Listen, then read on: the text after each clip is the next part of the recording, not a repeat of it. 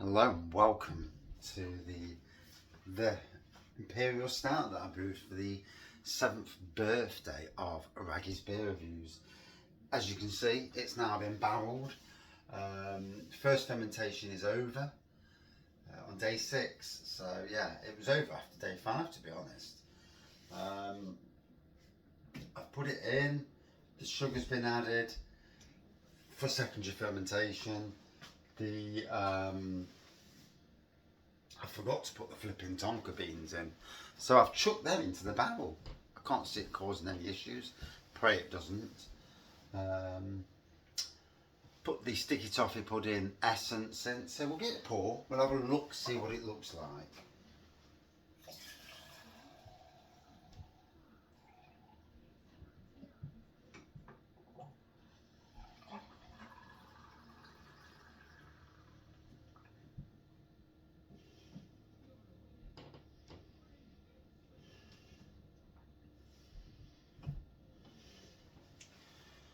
So there we go. Black pour, slightly off white head. I actually thought the head was going to be a darker head.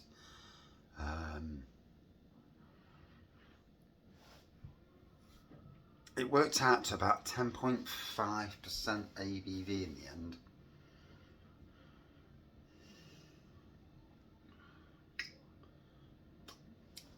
Salivating. Obviously I can smell the sticky toffee pudding on the nose. I mean, near as strong on the nose as the woman raisin. Then again, it wasn't when I brewed them both the first time around.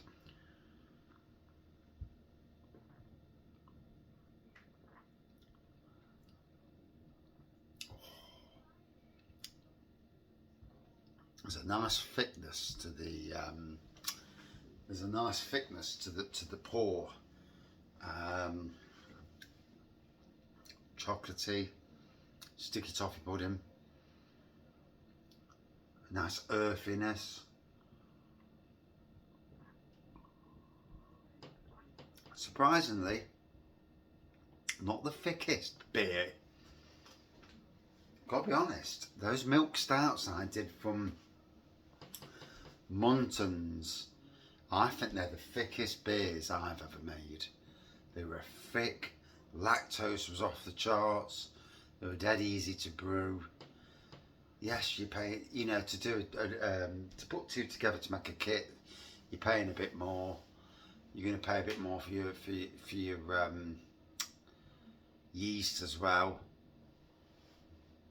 But if the quality of the beer is off the charts, then does it really matter? You know, when you're paying, if you're paying £1.50 for a pint against what you pay in the shops, a lot more, then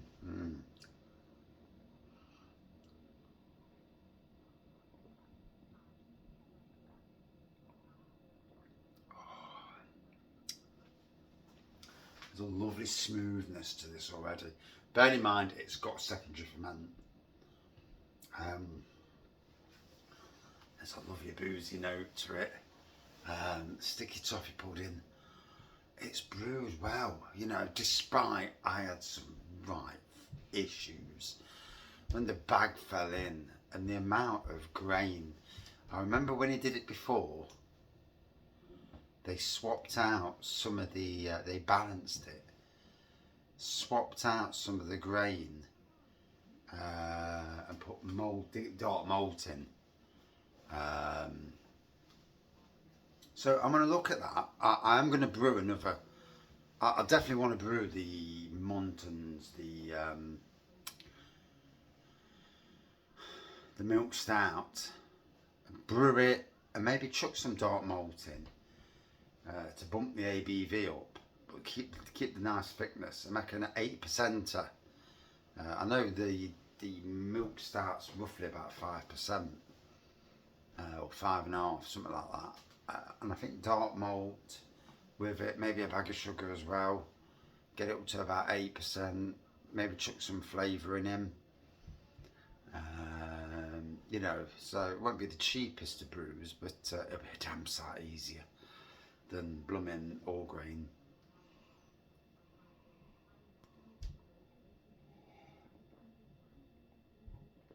So yeah, straight out the barrel, it's tasting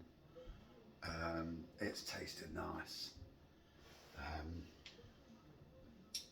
Just want to get a bit of fermentation into it, and yet also let it mature. Get it in that barrel, and I'm going to do some more barrel aged stuff. I think barrel aging is for me what I want to do more of. Be it Impy Stouts or even wines.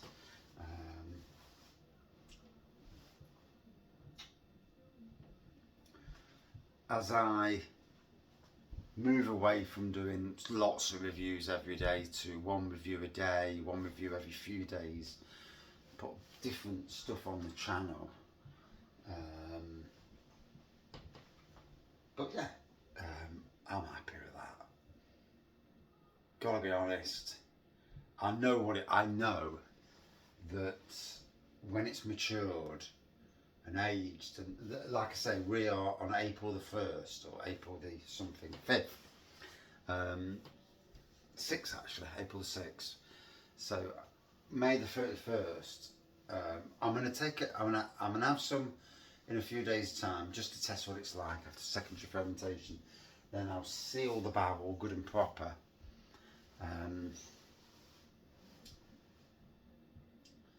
And just let it sit in the shed for 2 months.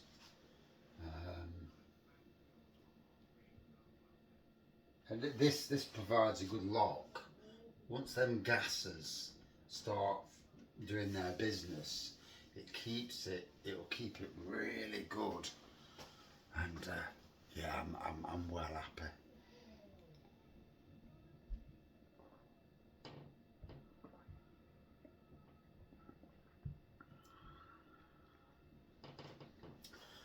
There's a complexity in the flavour. The sticky toffee comes in right at the back end. I can taste it even now still. And all I've done is just chuck the essence in, literally 5 minutes ago. So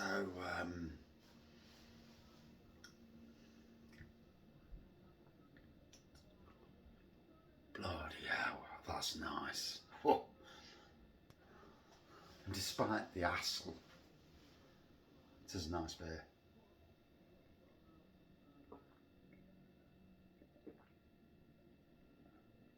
I do love an Impy Stout, but I'm not paying silly prices. I'm not paying £10 and above a can. Just not doing it. 3 years ago I was doing it and I wasn't bothered. Now I look and I think, no. And I know breweries are struggling, I know. But not every brewery is struggling out there. You know, we all some, you know, I know people in the brewery trade that are earning good money through brewing. So whereas some struggle, some certainly blooming aren't, going on nice big holidays, and you look and you think, hold on a minute, you know,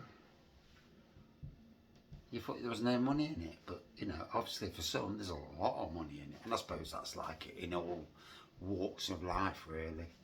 You know, being a gardener, you know, there's some people who do gardening and they're mega rich, and then there's some like me who are not. So yeah, but anyway, I'm loving that to bits already.